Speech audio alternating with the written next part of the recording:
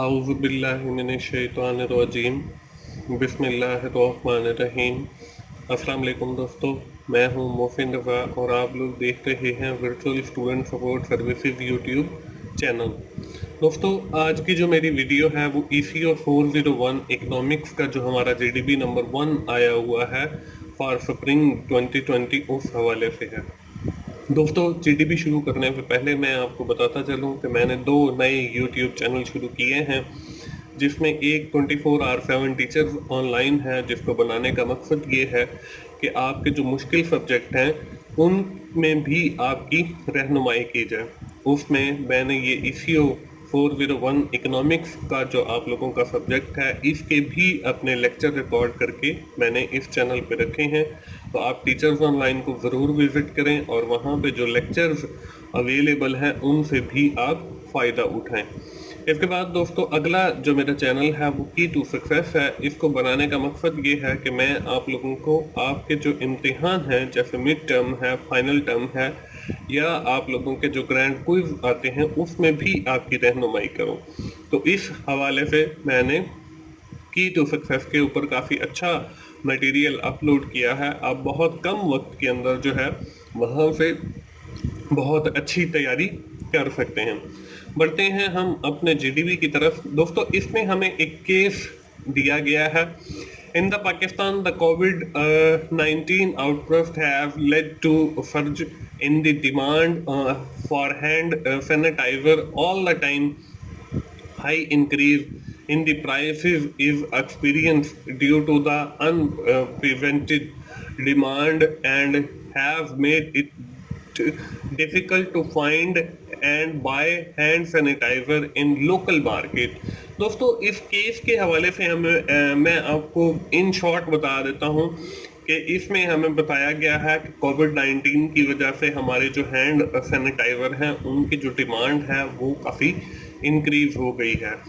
इस डिमांड की इंक्रीज की वजह से बहुत सारी जो आपकी लोकल कंपनीज हैं वो भी मार्केट के अंदर आई हैं और उन्होंने भी हैंड सैनिटाइज़र जो है वो बनाना शुरू कर दिया है और उससे उन्होंने उसकी जो प्राइसेस हैं हैंड सैनिटाइज़र की वो भी बढ़ा दी हैं। ये एक हमें केस दिया गया है। तो दोस्तों, ये केस पढ़ने के बाद उसके बाद हमें इसकी कुछ रिक्वायरमेंट दी गई हैं। वो रिक्वायरमेंट क्या है? Keeping in the mind the characteristic of 4 market structure. हमने अपने जहन के अंदर 4 मार्केट जो स्ट्रक्चर हैं हमारे, जिसके अंदर परफेक्ट कंपटीशन है, मोनोपोली है, ओलिगोपोली है, मोनोपोलिस्टिक कंपटीशन है, ये हमारे 4 मार्केट स्ट्रक्चर हैं। हमने इनको अपने जहन के अंदर रखना है। You are required to identify in which market structure hand sanitizer companies are operating। और हमने ये बताना है कि हमारी जो कंपनीज हैं ये हैंड सैनिटाइजर की, ये इन 4 मार्केट स्ट्रक्चर में से कौन से मार्केट स्ट्रक्चर के अंदर ऑपरेट कर रही हैं। Justify your answer by applying the characteristic of the market structure. और हमने फिर उसका रैशनल भी बताना है, उसकी जो करेक्टरिस्टिक है उस मार्केट स्ट्रक्चर की वो हमने इसके ऊपर अप्लाई करनी है टू द गिवन इंडस्ट्री। उस इंडस्ट्री के हवाले से, यानी कि हैंड सैनिटाइजर के हवाले से हमने ये बताना है कि ये जो इंडस्ट्री है ये कौन से मार्केट स्ट्रक्चर के अंदर ऑपरेट कर रही है। जब हम मार्केट स्ट्रक्चर की करेक्टरिस्टिक्स को देखेंगे तो फिर ही हमें जो है आइडिया होगा कि ये कौन से स्ट्रक्चर के अंदर फॉल करती है।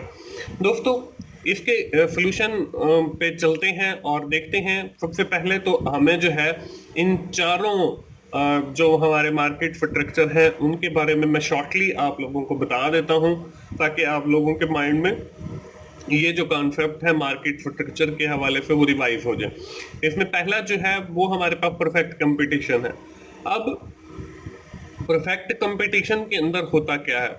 फर्म प्राइस टेकर के फर्म जो है वो प्राइस टेकर होती हैं, खुद ही प्राइस डिसाइड करती हैं। होमोजेनियस प्रोडक्ट, यानी कि एक जैसी ही सबकी प्रोडक्ट होती है। परफेक्ट इंफॉर्मेशन होती है मार्केट के बारे में। नो बैरियर टू एंट्री, के उस मार्केट के अंदर जो है एंट्री के ऊपर कोई बैरियर या रुकावट नहीं होती। तो ये जो मार्केट होती है ये आपकी परफेक्ट कंपटीशन वाली मार्केट होती है। दोस्तों इसके बाद हमारी जो मार्केट है वो है मोनोपोली। अब मोनोपोली के अंदर क्या होती है, single producer in the market, कि किसी भी शेयर को पैदा करने के लिए आपके पास सिंगल प्रोड्यूसर होता है, एक ही कंपनी जो है या एक ही फर्म जो है वो मार्केट के अंदर काम कर रही होती है। Firm can rises prices of their product, वो अपनी मर्जी से जो है कि उस प्रोडक्ट की जो कीमत है उसको बढ़ा देती है। Firm have monopoly to produce the product, और फर्म को जो है कंप्लीटली इजारादारी हासिल होती है उस शेयर को पैदा करने की। इसमें आप देख सकते हैं वावडा को, अब वावडा को कुली अख्तियार है वो जितनी मर्जी बिजली पैदा करे और फिर वो अपने हिसाब से जो मर्जी जो है वो रेट चार्ज करे। ये एक मोनोपोली की आपकी एग्जांपल है।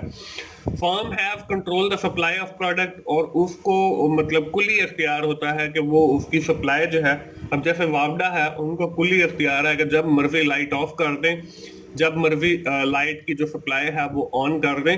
तो ये हमारे पास एक जो मार्केट स्ट्रक्चर है वो है मोनोपोली। इसके बाद अगला जो हमारे पास मार्केट स्ट्रक्चर है वो है मोनोपोलिस्टिक कंपटीशन। अब मोनोपोलिस्टिक कंपटीशन में क्या होता है, large number of buyer are existing in the market, के बहुत सारे जो बायर हैं वो मार्केट के अंदर एग्जिस्ट करते हैं। फर्म प्राइस टेकर, फर्म जो है प्राइस टेकर होती है। No barrier to entry, the company have certain amount of influence over the market, अब कंपनी जो है वो इन्फ्लुएंस करती है मार्केट को because of the brand loyalty की वजह से। तो ये आपका मोनोपोलिस्टिक कंपटीशन है। दोस्तों इसके साथ ही मैं आप लोगों को ये बताता चलूं कि अगर आपको इकोनॉमिक्स मुश्किल लग रही है तो आपको परेशान होने की जरूरत नहीं है। मैंने इसके अपने बहुत सारे लेक्चर जो हैं वो रिकॉर्ड करके टीचर्स ऑनलाइन पे रखे हैं। आपने सिर्फ जो है टीचर्स ऑनलाइन पे जाना है और वहां पे जो लेक्चर्स अवेलेबल हैं इकोनॉमिक्स के, आपने उनसे जरूर फायदा उठाना है। दोस्तों इन दोनों चैनल्स के जो यूआरएल हैं, टीचर्स ऑनलाइन का भी और की टू सक्सेस का, वो आप लोगों को फर्स्ट स्क्रीन पे भी नजर आए थे और मैंने इस वीडियो की डिस्क्रिप्शन में भी ऐड कर दिए हैं, तो आप बड़ी आसानी के साथ उन चैनल्स पे जा सकते हो। इसके बाद आखिरी जो हमारे पास मार्केट स्ट्रक्चर है वो है ओलिगोपोली। अब ओलिगोपोली के अंदर क्या होता है, बैरियर टू एंट्री, कि आपकी जो एंट्री है उस मार्केट के अंदर उसके ऊपर बैरियर है कि कोई भी फर्म जो है वो जल्दी से मार्केट के अंदर ना तो आ सकती है और ना ही मार्केट से जा सकती है। इसके बाद डिफरेंट प्रोडक्ट्स होती हैं, जैसे आपके मोनोपोलिस्टिक कंपटीशन के अंदर है डिफरेंट प्रोडक्ट्स होती हैं, लेकिन वो ऑलमोस्ट सेम होती है। Many firm are in the market, ये आपकी जो खासियत है ये परफेक्ट कंपटीशन की है। ऊपर बैरियर टू एंट्री, ये आपकी मोनोपोली की खासियत है। तो ओलिगोपोली जो है वो हम कह सकते हैं कि ऊपर हमने जो तीनों मार्केट स्ट्रक्चर पढ़े हैं उनमें से एक एक खासियत को लेकर ओलिगोपोली बनती है। बैरियर टू एंट्री जो है वो मोनोपोली की एक खासियत है। डिफरेंट प्रोडक्ट जो है वो मोनोपोलिस्टिक कंपटीशन है। Many firm in the market, ये आपकी परफेक्ट कंपटीशन वाली खासियत है। तो ये आपका ओलिगोपोली मार्केट स्ट्रक्चर है। दोस्तों ये चारों स्ट्रक्चर देखने के बाद हम बढ़ते हैं अब अपने रियल आंसर की तरफ जो हमारे इस जीडीपी का है। तो इस जीडीपी के हवाले से जो मैंने मार्केट स्ट्रक्चर सेलेक्ट किया है, I have selected the market structure for the given case is the monopolistic competition. अब मोनोपोलिस्टिक कंपटीशन मैंने क्यों सेलेक्ट किया है, उसके नीचे मैंने जो है वो रीजंस लिखी हैं। यहाँ पे पहली जो रीजन है वो है large number of buyers are exist in the market, कि बहुत सारे जो बायर हैं वो मार्केट के अंदर एग्जिस्ट करते हैं। और इस केस में हमें यही बताया गया है कि हैंड सैनिटाइजर को खरीदने के लिए बहुत सारे लोग जो हैं वो मार्केट के अंदर अवेलेबल है। इसके बाद जो अगली रीजन दी है मैंने वो है फर्म प्राइस टेकर, कि फर्म को जो है वो अपनी प्रोडक्ट की प्राइस डिसाइड करने के लिए अख्तियार आता है कि वो जो मर्जी प्राइस जो है वो चार्ज कर लें। अब आप देखें कि जो लोकल आपके हैंडिटाइजर थे वो सैनिटाइजर, वो आपके जो है उनकी अगर कीमत जो है वो 70-80 रुपए थी या 100 रुपए थी, तो वो भी उन्होंने बढ़ा के 400-500 तक ले गए हैं, क्योंकि उस प्रोडक्ट की सैनिटाइजर की जो है डिमांड है वो बहुत ज्यादा बढ़ गई है। इसके बाद है नो बैरियर टू एंट्री। अब मार्केट के अंदर जो है वो सैनिटाइजर बनाने की कंपनियां बहुत सारी आ गई हैं, क्योंकि वहां पे कोई रिस्ट्रिक्शन नहीं है कोई कंपल्शन नहीं है, ना तो आने पर कोई कंपल्शन या रिस्ट्रिक्शन है, और ना ही मार्केट से जाने पर कोई कंपल्शन या रिस्ट्रिक्शन है। इसके बाद अगली जो बात मैंने लिखी है वो है complete information about the market as well as the product, कि आपको यहाँ पे मार्केट के बारे में भी कंप्लीट इंफॉर्मेशन है कि कितनी हैंड सैनिटाइजर की डिमांड है, और उसके बाद आपको प्रोडक्ट के बारे में भी कंप्लीट इंफॉर्मेशन है कि आपने कौन सी प्रोडक्ट बनानी है, और आपको कंप्लीट मार्केट के हवाले से इंफॉर्मेशन है कि कितने बायर मौजूद हैं, कितने आपके सेलर मौजूद हैं। तो ये जब चीज आपको पता होती है तो ये भी एक करेक्टरिस्टिक है आपकी मोनोपोलिस्टिक कंपटीशन की। इसके बाद आखिरी जो मैंने लिखा है पॉइंट वो है offer same product but not identical.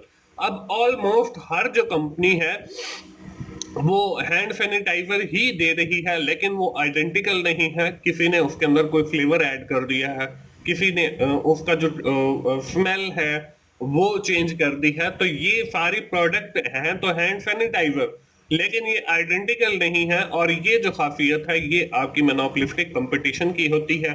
तो इसलिए हमें जो केस दिया गया है कोविड-19 के हवाले से और हैंड सैनिटाइजर के हवाले से, उसके लिए मैंने मोनोपोलिस्टिक कंपटीशन जो है उसको सेलेक्ट किया है। दोस्तों ये था हमारा जीडीपी। मुझे उम्मीद है कि आप लोगों को जो है आइडिया मिल गया होगा। अब आप लोगों की मर्जी है, चारों जो मार्केट स्ट्रक्चर हैं वो मैंने आपको वेल डिफाइन कर दिए हैं।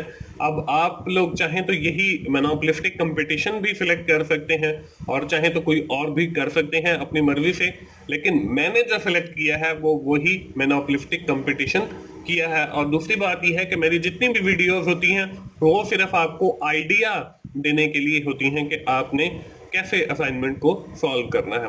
दोस्तों आखिर में मैं फिर यही आप लोगों को कहूंगा कि आप लोग टीचर्स ऑनलाइन को जरूर विजिट करें, क्योंकि वहां पे जो है ECU 401 यानी कि इकोनॉमिक्स के भी लेक्चर अवेलेबल हैं, और वहां पे जो लेक्चर्स अवेलेबल हैं आप इनसे जरूर फायदा उठाएं। दोस्तों मिलते हैं अगली वीडियो में, या किसी असाइनमेंट सोल्यूशन के साथ, या किसी जीडीपी सोल्यूशन के साथ। उस वक्त तक के लिए अल्लाह हाफिज।